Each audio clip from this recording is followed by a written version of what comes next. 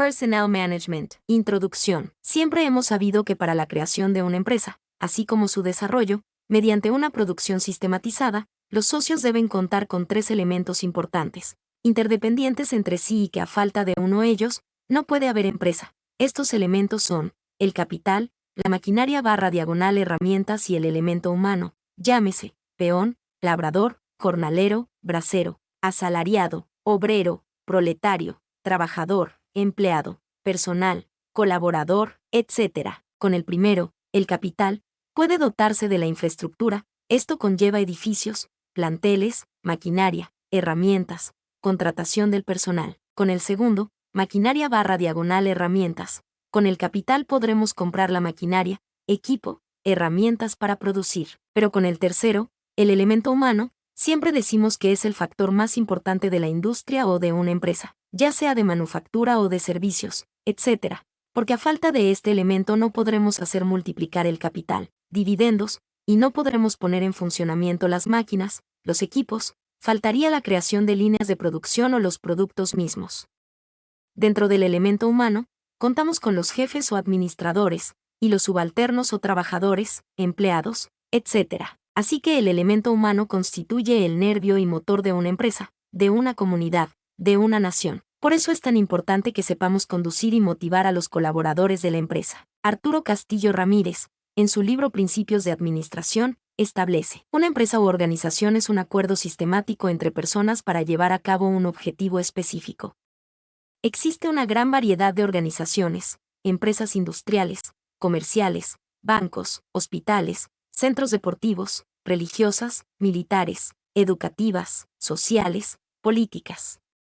También, organizaciones o empresas públicas o privadas, organizaciones que pueden orientarse hacia la producción de bienes o productos, artículos de consumo, máquinas y equipos, etc., o hacia la producción o prestación de servicios. Quien esto escribe, cuando fungió como gerente de recursos humanos en varias empresas del país, en los eventos de capacitación o de convivio con el personal, siempre manifestaba que, cuando la empresa está bien, todos estamos bien; si la empresa está mal, todos sus colaboradores estaremos mal.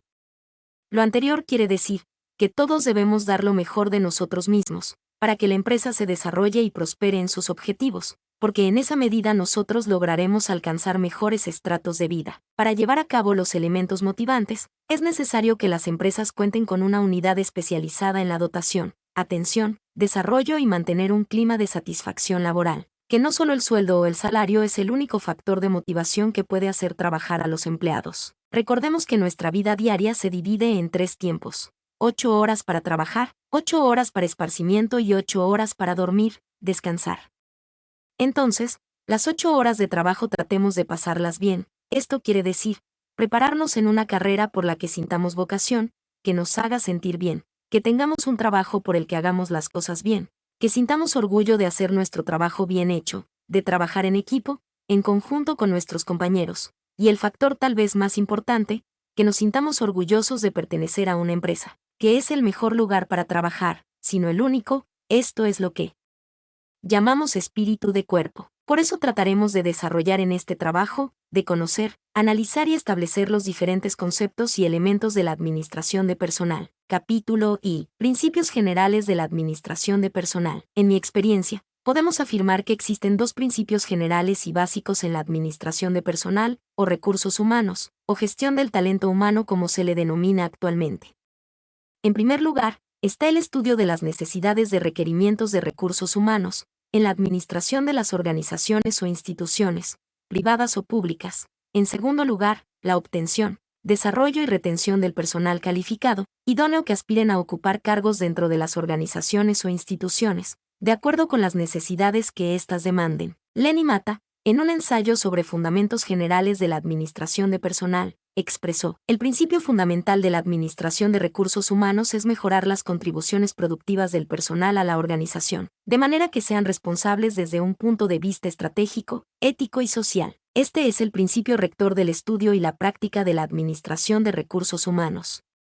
Los gerentes y los departamentos de recursos humanos logran sus metas cuando se proponen fines claros y cuantificables. Estos principios equivalen a parámetros que permiten evaluar las acciones que se llevan a cabo. Los principios enunciados arriba tienen que sustentarse en políticas, reglamentos, normas, etc., emanados por las instituciones y cuyo cumplimiento deben acatar el personal que labora en ellas para que todos tengan las mismas oportunidades de crecimiento y desarrollo en su carrera dentro de la carrera administrativa o en su carrera en la administración pública. Para complementar su planteamiento sobre los principios de la administración de los recursos humanos, sigue expresando Mata: las políticas son reglas establecidas para gobernar funciones y tener la seguridad de que sean desempeñadas de acuerdo con los objetivos planeados. Funcionan como guía para ejecutar una acción y proporcionan marcas o limitaciones, aunque flexibles y elásticas, para demarcar las áreas dentro de las cuales deberá desarrollarse la acción administrativa. Son genéricas y utilizan verbos como mantener, usar, prever, ayudar, etc. Son comunes las políticas de recursos humanos, sobre cómo tratar a los funcionarios y empleados de la organización, políticas de venta, sobre cómo tratar a los clientes, políticas de precios, sobre cómo manejar los precios frente al mercado, etc. Las políticas de recursos humanos buscan condicionar el alcance de los objetivos y el desempeño de las funciones de personal. Además, sirven para suministrar respuestas a las preguntas o a los problemas que pueden ocurrir con cierta frecuencia. Capítulo 2. El factor humano y el sector público. ¿Cómo influir en el factor humano? Sin lugar a dudas, el ser humano constituye el factor más complejo que existe en cualquier organización, pues se parte del principio: cada persona es un mundo, cada quien quiere atención personalizada.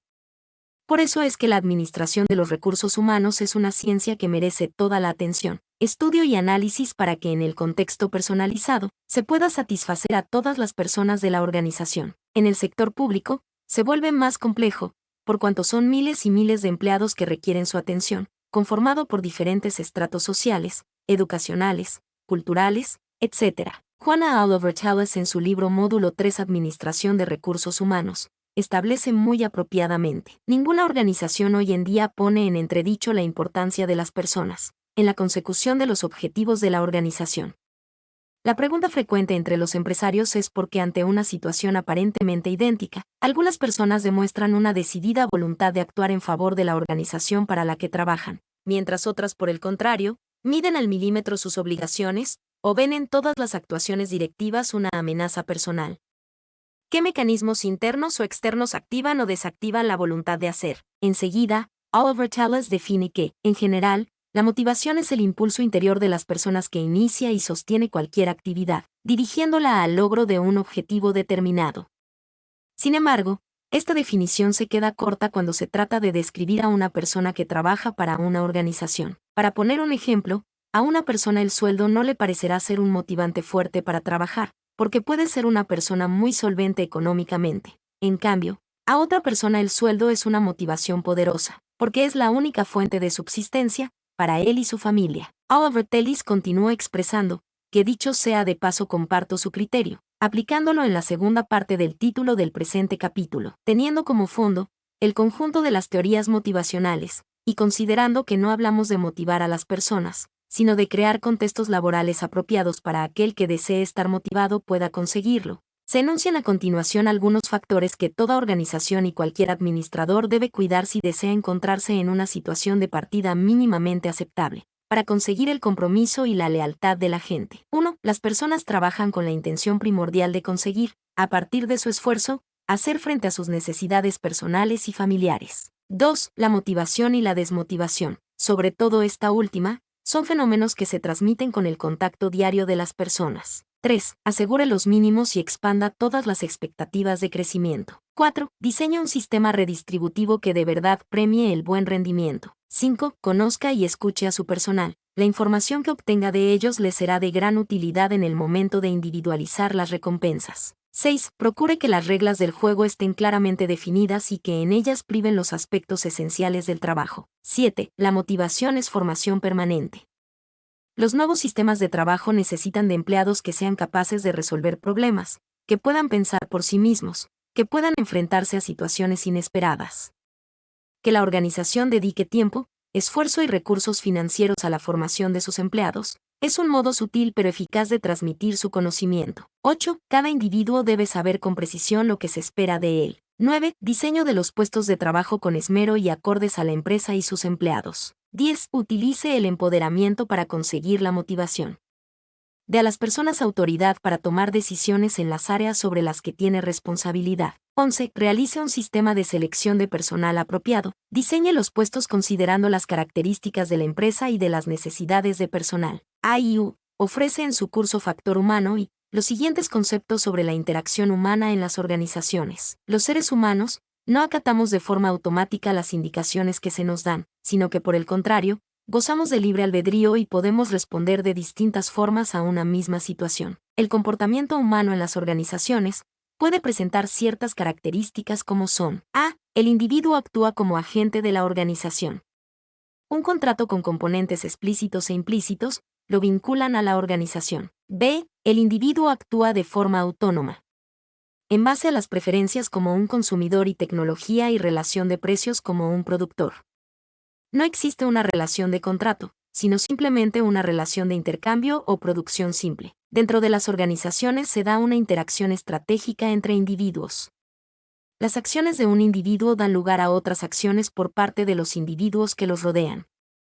Por ejemplo, si un vendedor logra grandes niveles de ventas, esta acción forzará a sus colegas a aumentar su dedicación a fin de no verse perjudicados. La interacción humana en un mercado competitivo y entre integrantes de una organización, por el otro lado, difieren en aspectos tales como conocimiento, posibilidad de castigo, continuidad en el tiempo y dependencia mutua. Ahora bien, todo lo anterior, desarrollado en un ambiente organizacional adecuado, puede influir positivamente en las actitudes y conductas de las personas.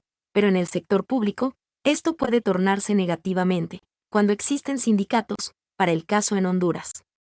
En el capítulo 9, desarrollaremos más ampliamente este concepto. Capítulo 3. ¿Por qué interesa tanto la administración de personal en el servicio público? Existen varios factores que es indispensable tomar en cuenta del por qué debe interesar la administración de personal en el servicio público.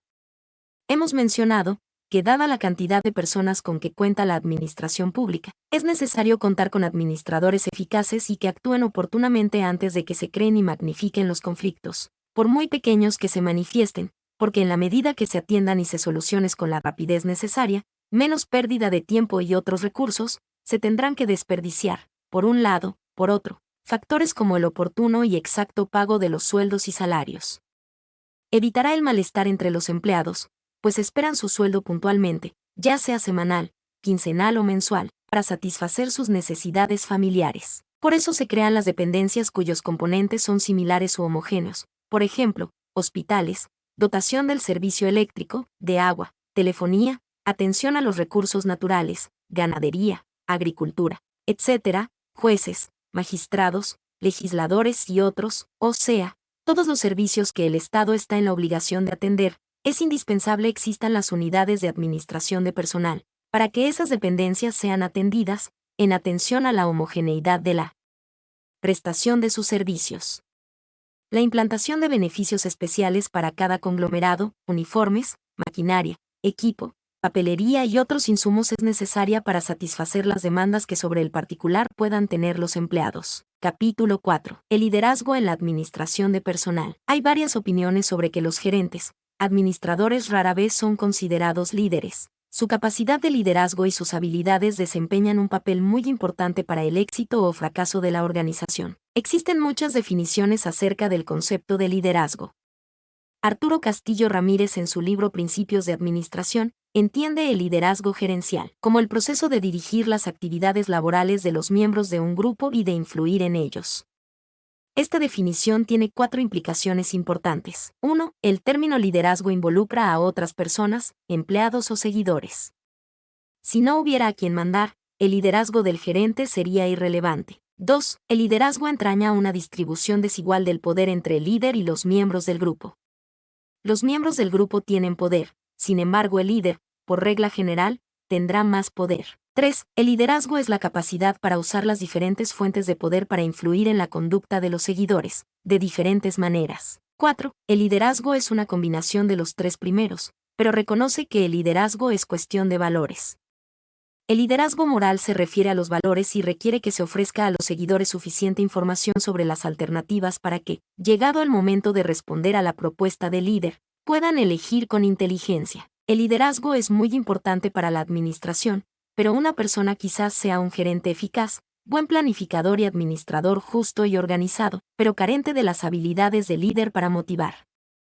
Otras personas tal vez sean líderes eficaces, con habilidades para desatar el entusiasmo y la devoción, pero carentes de las habilidades administrativas para canalizar las energías que desatan en otros.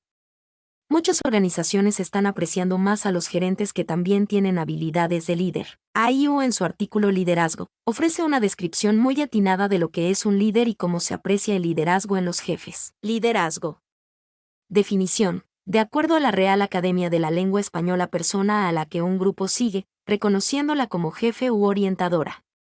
La persona que ejerce liderazgo es un hombre o mujer que decide ponerse al servicio de las demás personas. RAI, 2013. Es fundamental entender que ser líder significa la coherencia entre ser y hacer, es decir, que hacemos lo que somos y somos lo que hacemos. Un criterio de evaluación del liderazgo actual es, por lo tanto, el grado de coherencia entre lo que somos y lo que hacemos. Ser líder significa tener un buen carácter o ser bueno y demostrar un elevado nivel de competencia o de capacidad en lo que hacemos. Para algunos autores como Covey existen estos 4 niveles de liderazgo, que son: A. Liderazgo personal. Reconocernos como personas dignas con una clara misión, personal y profesional.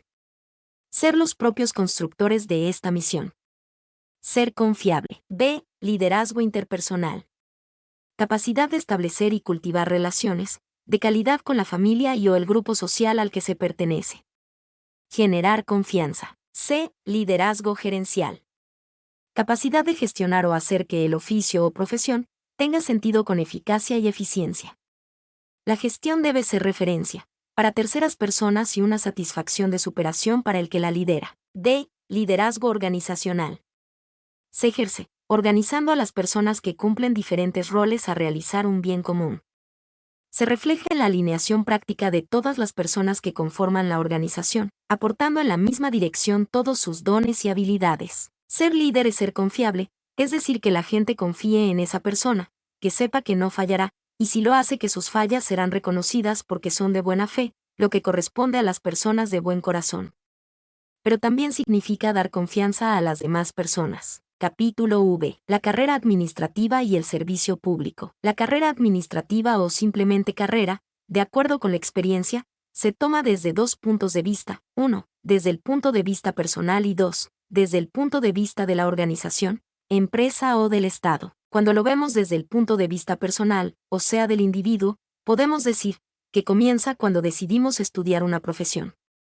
A medida que avanza su trabajo en una organización, va consolidando y enriqueciendo su acervo de conocimientos combinándolo con su experiencia. Las habilidades que va adquiriendo en el desarrollo de los puestos que desempeña en la empresa. Puede hacer que en una empresa llegue a no poder escalar otras posiciones de mayor envergadura. Entonces tendrá que buscar otros trabajos de la misma naturaleza para lograr escalar posiciones en otras empresas. Desde el punto de vista de la organización, por lo general, y si es una empresa que planifica adecuadamente el desarrollo de los empleados clave, funcionarios de media gerencia y su cuerpo gerencial, a fin de que hagan carrera dentro de la empresa, de acuerdo con los propios intereses de la empresa. Ahora bien, en el caso de Honduras, que es el que conozco bien, por cuanto trabajé más de 10 años en el gobierno central, como funcionario de la Dirección General de Servicio Civil, puedo afirmar que la mayoría de los empleados públicos no pueden hacer carrera porque están sujetos a los vaivenes de la política.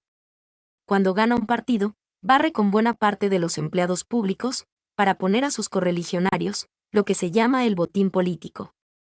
También, aunque parezca paradójico, cuando gobernaron los militares, puedo afirmar categóricamente que todos los empleados indistintos de colores políticos, trabajaron tranquilos, sin los sobresaltos de que en cualquier momento los podían cancelar y truncar sus carreras administrativas. La Ley de Servicio Civil, que es el marco jurídico por el cual se rigen las relaciones laborales entre el gobierno central y sus empleados, menciona los siguientes aspectos acerca de la carrera administrativa. Artículo 1. La presente ley tiene por finalidad establecer un sistema racional de administración de personal en el servicio público regulando las relaciones entre los servidores públicos y el Estado. En consecuencia, son objetivos de la misma los siguientes. 1 grado crear la carrera administrativa con base en el sistema de méritos. 2 grados ofrecer iguales oportunidades para servir en la administración pública a todos los hondureños, conforme a su idoneidad y aptitudes, independientemente de su sexo, raza, credo religioso, filiación política o clase social. 3 grados capacitar, responsabilizar, proteger y dignificar a los servidores del Estado, y 4 grados incrementar la eficiencia de la función pública. En el reglamento de la Ley de Servicio Civil, define: carrera administrativa, es la permanencia y continuidad de personas capaces y debidamente calificadas, quienes han ingresado al servicio de la administración pública, con el propósito de concentrar sus esfuerzos en la prestación de un servicio, hacer del mismo la fuente primordial de sus medios de vida, con derecho por sus méritos a pasar a través del tiempo a puestos de superior jerarquía, garantizándoseles por parte del Estado las condiciones necesarias para una vida normal y con derecho a todas las ventajas determinadas por la ley y este reglamento. En razón de lo anterior, el servicio público como tal, a pesar de los giros políticos, tenemos un gran inconveniente, que menoscaba la calidad del servicio, en detrimento de la ciudadanía que se presenta a los establecimientos públicos en demanda de atención. Es así que los sindicatos, las organizaciones magisteriales y algunos colegios profesionales obstaculizan con sus paros de labores y las huelgas la atención al público, empaña la gestión gubernamental y por consiguiente el esmero que se merecen los usuarios. Omar Guerrero Orozco, en su libro Principios de Administración Pública, establece la diferencia entre la carrera administrativa y carrera en administración pública. Veamos. Ante la Escuela Profesional de Servicio Público, las instituciones universitarias de enseñanza en administración pública y disciplinas similares tales como ciencia política, políticas públicas y gobierno y asuntos públicos, suelen fungir como productoras de aspirantes al servicio público. La formación administrativa propiamente dicha se imparte en la Escuela Profesional de Servicio Público, cuyos programas de enseñanza y adiestramiento parten de los requerimientos gubernamentales concretos, en consonancia con el desempeño en cargos de la administración pública constituidos como una carrera, como un cursus honorem. En una escuela tal se preparan los aspirantes al servicio público que provienen de las instituciones académicas para formar al personal de carrera y los cuerpos de servidores públicos, y capacitarlos continuamente. Existe, pues, una sustancial distinción entre la carrera en administración pública, acreditada por los títulos y grados académicos universitarios, y la carrera administrativa en el servicio público, que en Gran Bretaña se denomina servicio civil y en Francia función pública, en Honduras como servicio civil. La carrera en administración pública es aquella que, amparada por títulos tales como licenciado en Ciencias Políticas y Administración Pública, o licenciado en Administración Pública, emana de los cursos universitarios y se ejercita a través de un grado académico, sea de pregrado o de posgrado. La carrera administrativa, por su parte, significa un curso de profesionalización dentro del servicio público regido por requisitos especiales de ingreso, estabilidad y promoción, que se verifica por medio de exámenes de idoneidad, tanto para ingreso como para los ascensos.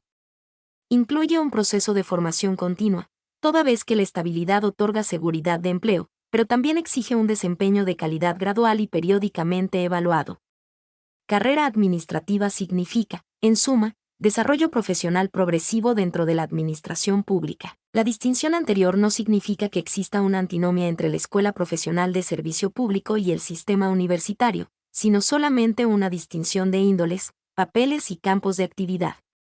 Normalmente ambas entidades operan íntimamente relacionadas, por necesidad de la interdependencia que nutre sus vinculaciones. En la Universidad Nacional Autónoma de Honduras, UNA, se imparte la carrera de Administración Pública, a cuyos egresados se les otorga el grado de licenciatura. Capítulo B. Papel del Poder Legislativo, del Poder Ejecutivo y del Poder Judicial en la Administración Pública. La Constitución de Honduras, vigente desde el 11 de enero de 1982, estableció que su forma de gobierno es republicano, democrático y representativo, conformado por 3 poderes: legislativo, ejecutivo y judicial. El Poder Legislativo, Congreso Nacional de la República, cuya función primordial es la de crear, modificar, interpretar y eliminar leyes que han de normar la vida institucional de la República, está compuesto por 128 diputados, elegidos por 4 años, directamente por el voto proporcional de la población mayor de 18 años. El Poder Ejecutivo, Presidencia de la República, su función es administrar al país, cuyo titular es el Presidente Constitucional de la República de Honduras, elegido por 4 años y sin posibilidad de ser reelecto en cualquier tiempo. El Poder Judicial, Corte Suprema de Justicia, compuesto por 18 magistrados, nombrados por el Congreso Nacional por un periodo de 7 años. Su función es impartir la justicia de acuerdo con las leyes emitidas por el Congreso Nacional y sancionadas o ratificadas por el Presidente de la República. Los 3 poderes son independientes entre sí, pero interrelacionados. Ningún poder puede inmiscuirse en los asuntos internos de los otros dos.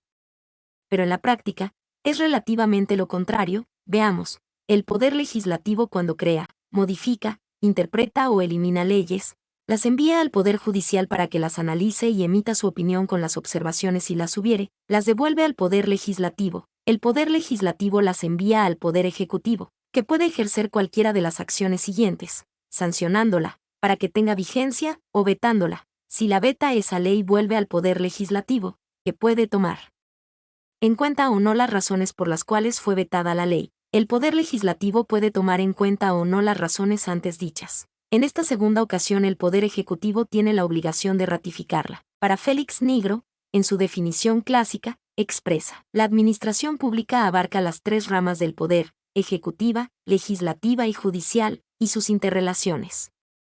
Esta conclusión sostiene que el objeto de estudio de la administración pública no solo es el poder ejecutivo sino los poderes legislativo y judicial, ya que existen interrelaciones que afectan, limitan y permiten el desarrollo de la actividad gubernativa.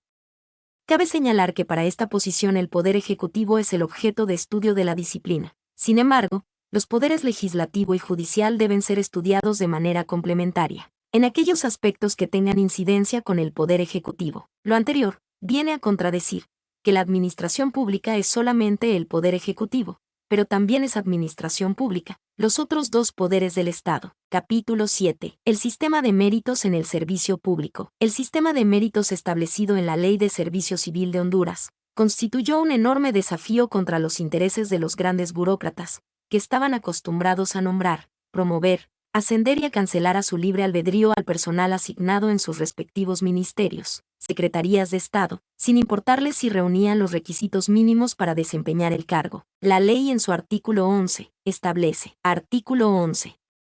Para ingresar al servicio civil se requiere: 1. Ser hondureño por nacimiento, mayor de 18 años y estar en el goce de sus derechos civiles. No obstante, quienes hayan cumplido 16 años podrán ingresar al servicio civil previa autorización por escrito de sus representantes legales, a falta de estos por las alcaldías municipales del término en que deba prestar sus servicios. 2. Tener comprobantes de estar al día en el pago de los impuestos o estar exentos de ellos. 3. Acreditar buena salud y buena conducta. 4. Llenar las condiciones especiales exigidas para el cargo. 5. Haber aprobado los exámenes de competencia o de oposición de antecedentes de conformidad con los requisitos establecidos en esta ley. 6. Haber obtenido el nombramiento respectivo. Y 7. Haber pasado satisfactoriamente el periodo de prueba. El sistema de méritos normalmente es el que se ejerce por todos los empleados públicos que desempeñan sus puestos, de acuerdo con los requisitos mínimos de preparación, experiencia, conocimientos y habilidades requeridos en la descripción de puestos respectiva. Después de su ingreso, tendrán oportunidad de escalar posiciones y aumentos de sueldo, de acuerdo a la disponibilidad de cargos y al desarrollo personal de los mismos empleados. Para ello, los mismos empleados están en la obligación y a su derecho de obtener las calificaciones en su evaluación de servicios de acuerdo con su desempeño. Capítulo 8. La administración de personal como parte de la administración general. La administración general siempre se ha considerado como la ciencia que estudia, analiza, interpreta, planifica, controla y, en general, administra cualquier tipo de organización, ya sea pública como privada.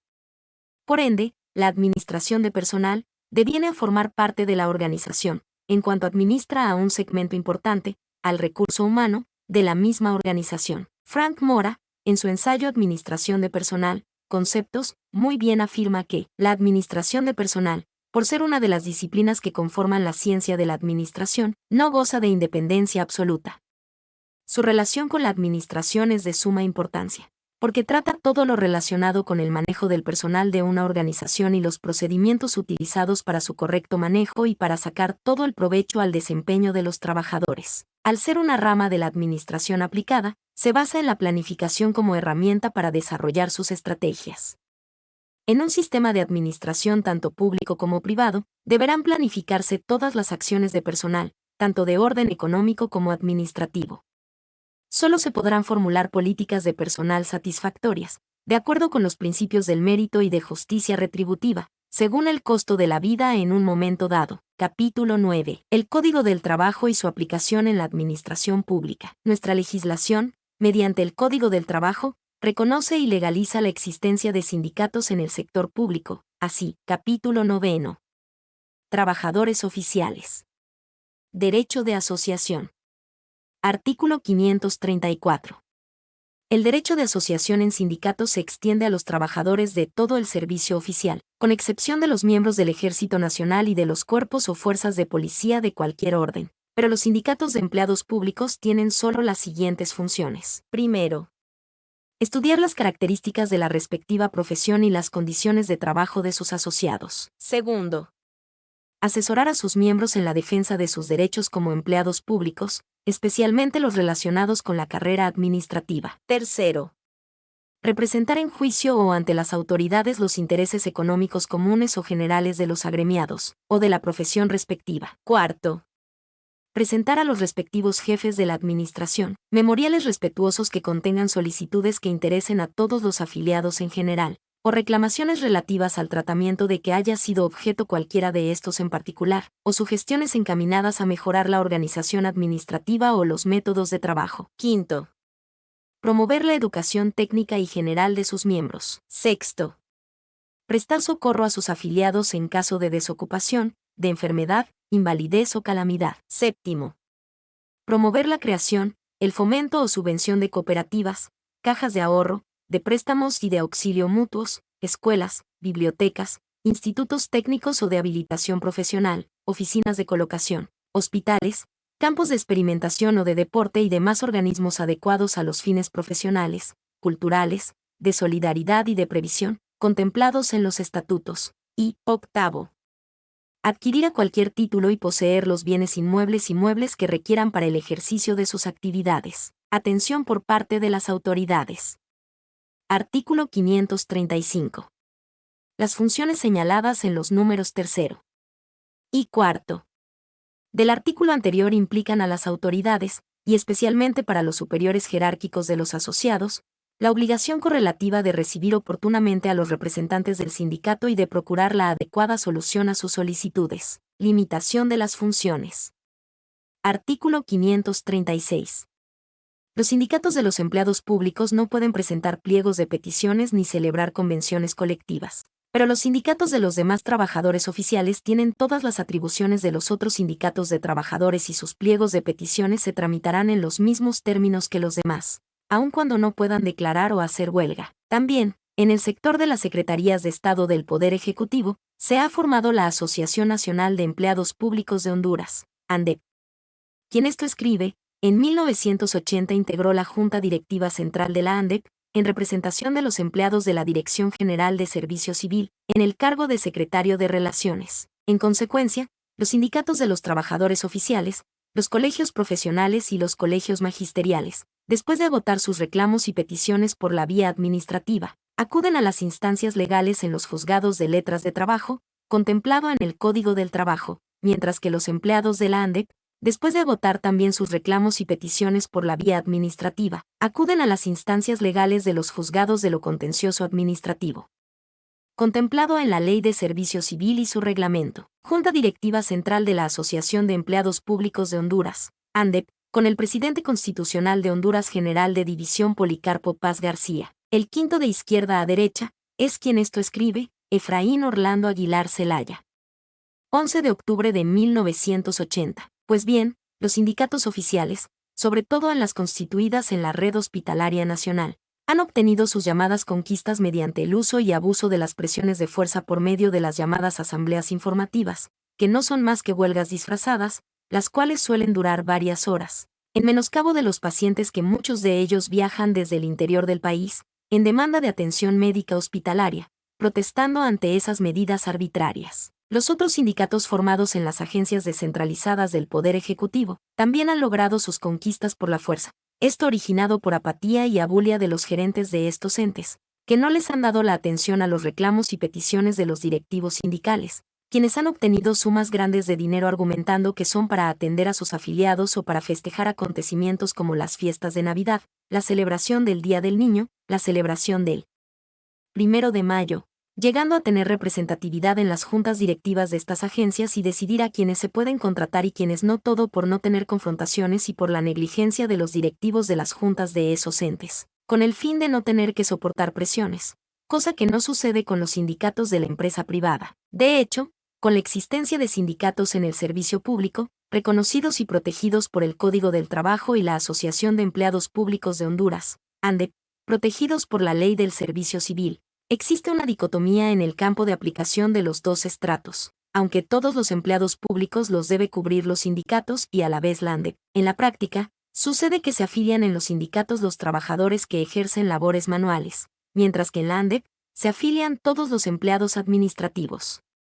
De ahí la separación de trabajadores y empleados. Conclusiones. 1. Como era de suponer, la administración de personal por su evolución, ámbito, desarrollo, idiosincrasia, es sustancialmente diferente en un país como de otros, aunque las técnicas, métodos y procedimientos intrínsecamente sean iguales, naturalmente con las modificaciones propias de cada país. 2. En nuestro país, Honduras, desde 1947 se dieron los primeros impulsos por crear la carrera administrativa pública y hasta que en 1967 se emitió la Ley de Servicio Civil. Previamente, con el objeto de hacer efectivo un régimen de servicio civil, el Gobierno de la República, a través del Ministerio de Economía y Hacienda, emitió el Acuerdo 1343 del 6 de octubre de 1965, mediante el cual se hacía un desglose de los puestos que constituirían la Oficina de Clasificación de Puestos y Salarios, cuya creación data desde esa fecha.